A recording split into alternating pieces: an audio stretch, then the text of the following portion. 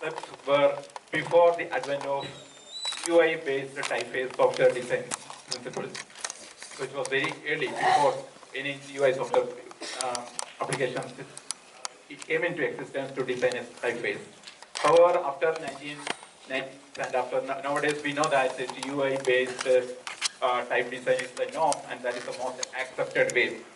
Some of the principles that Donald Knuth introduced remain the same, notably variable fonts, multiple masters, and some of them, and basic ideas about how to treat a software, how to generate a font as a software also introduced by Donald Knuth. So nowadays, graphical software interfaces are used for face design. Design typefaces are getting sophisticated software. Either the type is a sophisticated software, or the software that is used to design a typeface is also sophisticated. So that makes a typeface designer, it demands that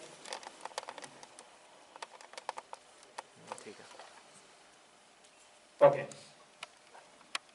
I'm connecting my reconnecting my audio. I hope it's clear now. Okay, typefaces are sophisticated software these days with the advent of variable fonts and most software, multi-master softwares and multi-master typefaces and all. So what people are doing nowadays is like designers either possess a working knowledge of software engineering and mathematical principles, or they collaborate closely with the type engineers. This is how most successful typefaces are designed nowadays. Just being a calligrapher does not help you to become to design a functional typeface. I am a software engineer by practice and education, and I'm also a typeface designer. So I started thinking, why can't I, look at the ideas that were introduced in the Metafont and look at how that can be modernized so that it can be integrated into modern typeface design workflow and take all the advantages of it. So this is the this presentation and the paper is the result of my exploration on that front, and I will explain the technology briefly here. So let's first see what is a parametric type design. So let's take a rectangle. It is having a side of 10 units. Okay. So if you want to define this in a programmatic way, you need to define 4 points, right? The origin, the right side, then top, left, right, and then come back to the left top, and then come to the origin. Those 4 points you can define using a unit, say 10, and you define that 10 as the first unit, and then you draw that from using these 4 points, right? What if you want to change that into a bigger rectangle? So you just change the side value to 20, then you get a bigger rectangle. But you did not change the design, right? You just changed one parameter and you got a complete different, bigger shape. This is a very simple way to explain a parametric design. But let's go to the more and more sophisticated examples. Before going to that, this code that I wrote at the bottom of this slide is written using a software called Metafont, like I already explained it. However, Metafont was designed like in 1980s, and it could not produce vector images that is necessary for modern typeface designs. Metapost, which was designed as a next version of Metafont by one of student of Donald Knuth, John Hobby, can create SVG images. So I used Metapost in my exploration. Okay. So here is a Malayalam letter Ra, or you can just treat this just as an arc written using a program written in Metapost. You can see that I am using 5 points, right? 1, 2, 3, 4, 5 points, starting from bottom, going up, and then coming to down. And I am defining the height, width, and the points as just parameters or simply mathematical formulas. It's just a Cartesian coordinates defined using some relationship between the coordinates. And I'm saying that through this path, use a circle as the pen. What does it mean? You are moving a circle along the path so that you get the whole shape. Okay?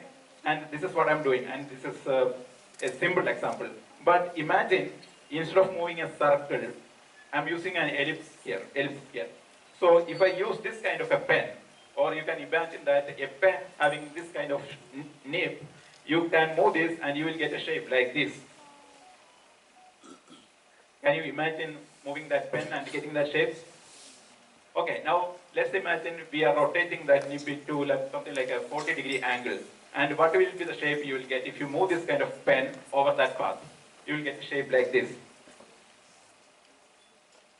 Let's remove that ellipsis and let's put just a line. And what shape you will get? This will be the shape. And this is the simulation of a broad nib calligraphic pen. And if you move this kind of a pen without changing the angle, so the nib is slanted about a 30 degree, or you can use any degree, and then you move across the path, you get a calligraph, you get a pen like, you get a shape like this. Now, these are some multiple advantages. What if you change the width of that nib and you started to get multiple shapes like this? Am I right? Like I'm using a narrow width and then increasing the width of the pen slightly so that I'm getting more and more shapes like this.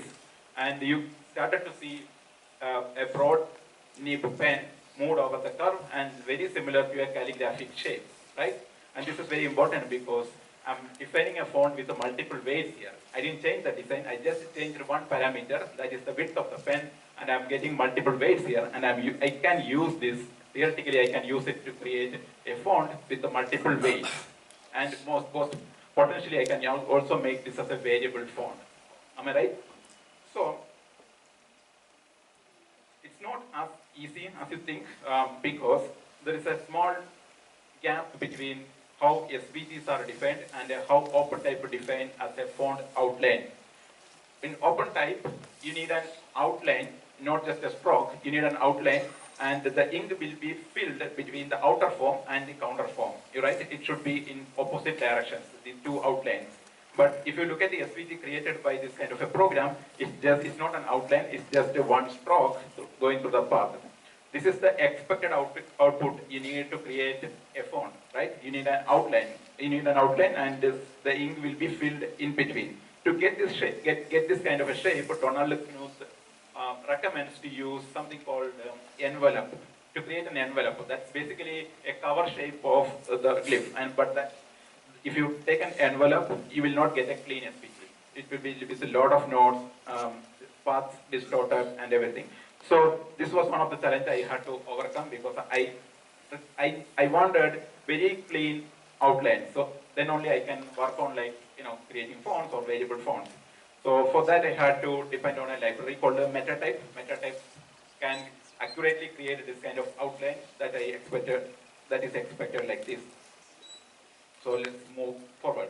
So this will be the outline that will be created by MetaType plus MetaPost, and I'm completely satisfied with this kind of outline because this is exactly what I need for creating a typeface. And you can see that I'm not using a pen with a constant width, right? Starting from the bottom left, I'm changing the width of the pen constantly. I'm also changing the angle of the pen constantly, right? So that I get this shape. I get the stroke modulation as I expect. So I'm changing at least 3 parameters here, right? The position, the width, the angle of rotation of the nib, and I'm getting a shape like this. So these are all parameters. So the workflow I use is a very simple form, okay? So I'm defining the source code for each glyph, compile using MetaPost.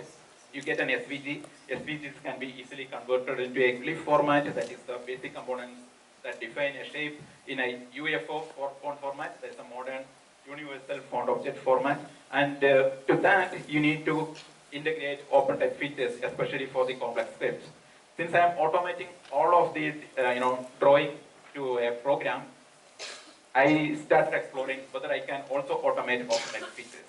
Because for a script, the script grammar can be embedded in a Python programming language or any programming language, and that program can create OpenType feature because I don't need to write the OpenType features every time I write a font, right? Depending on the number of glyphs defined and whether I added a new glyph or not glyph, whether I added a ligature or not, I can write a smart program that looks up all the available fonts, and for a script like Malayalam, I can create the OpenType feature. Basically what I did is, I wrote a program that writes a program that's OpenType features. So full automation on that front. You compile it, you get the TTF or OTF.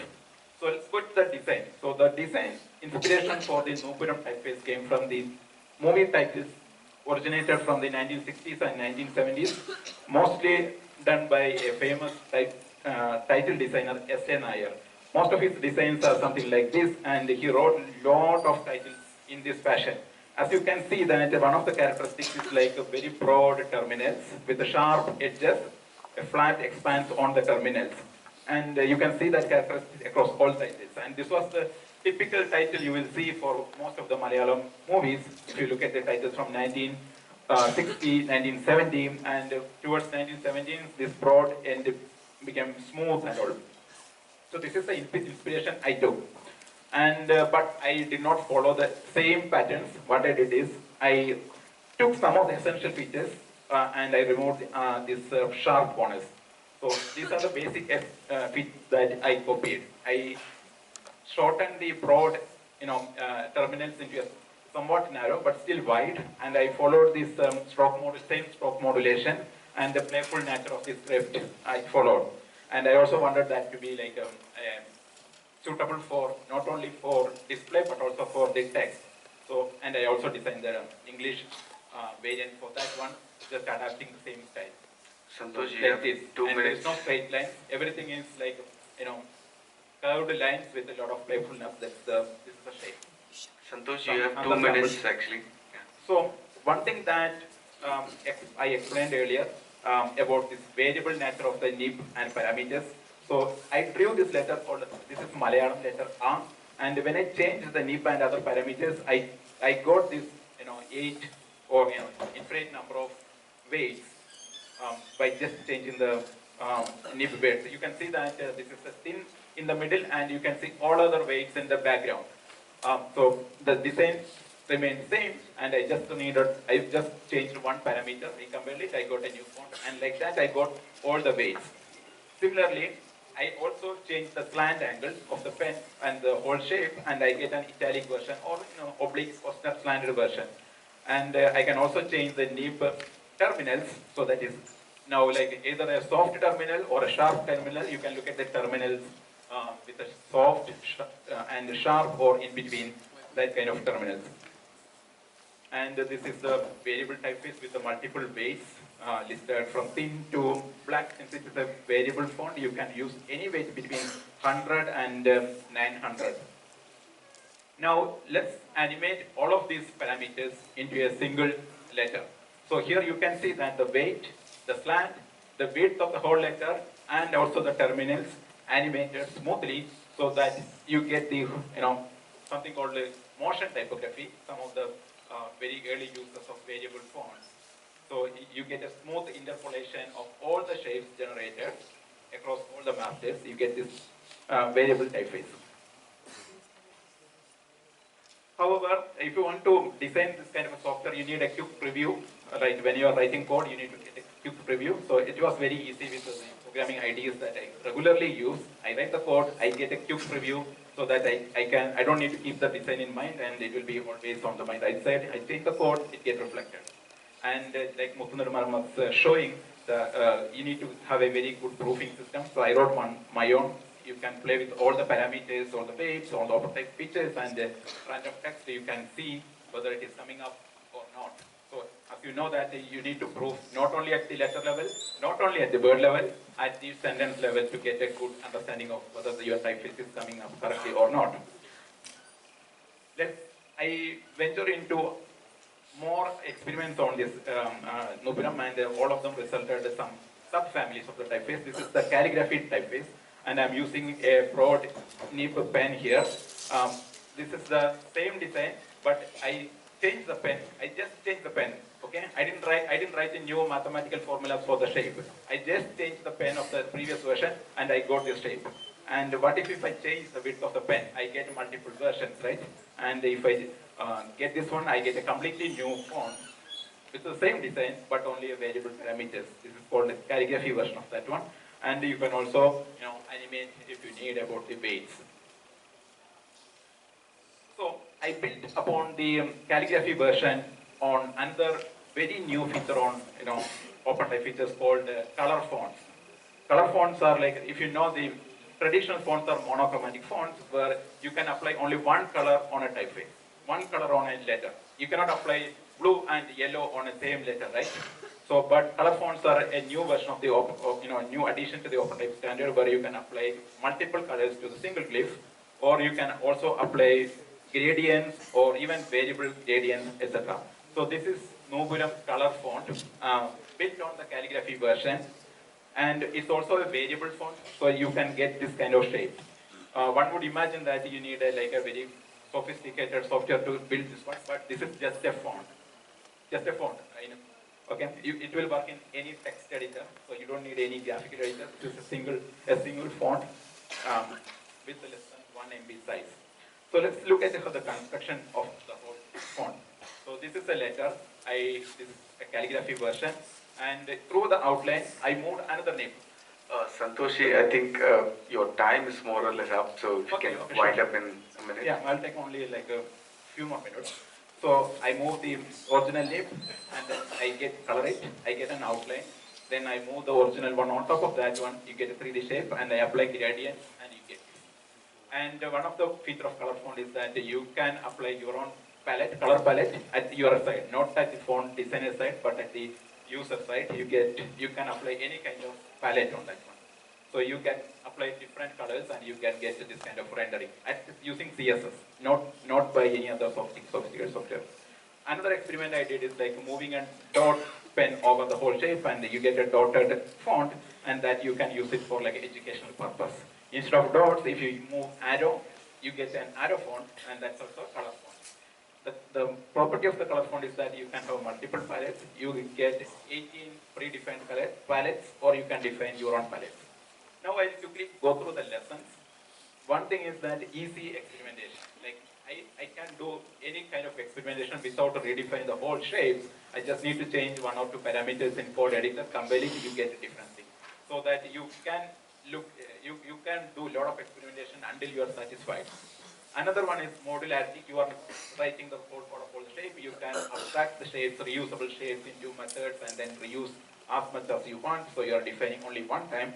And then there's criticism that this kind of too much experimentation can result too many fonts, so you need to be careful that you define only the good-looking fonts and you are not releasing too many fonts. Plus, there is also another thing, like if you're an engineer, you have a tendency to look at mathematical accuracy than the optical accuracy. It's a conflict that you need to overcome. And there is also criticism that it's difficult to learn. That's a very valid argument. So I started writing documentation examples for this approach.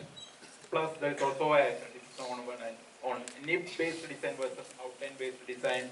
So I put some arguments on my paper about this one.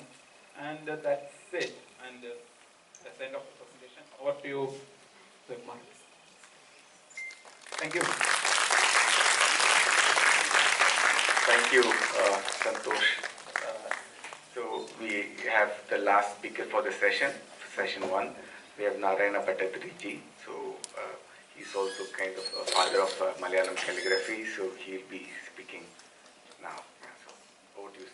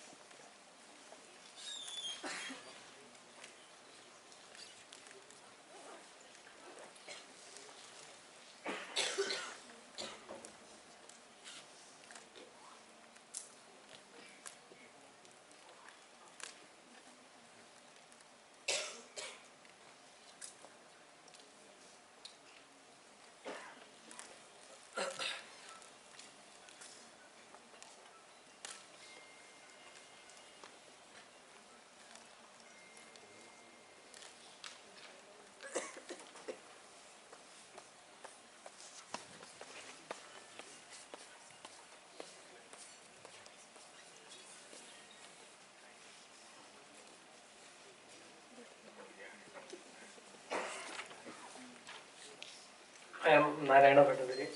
I am presenting the Malayalam Calligraphy through the ages, a case study.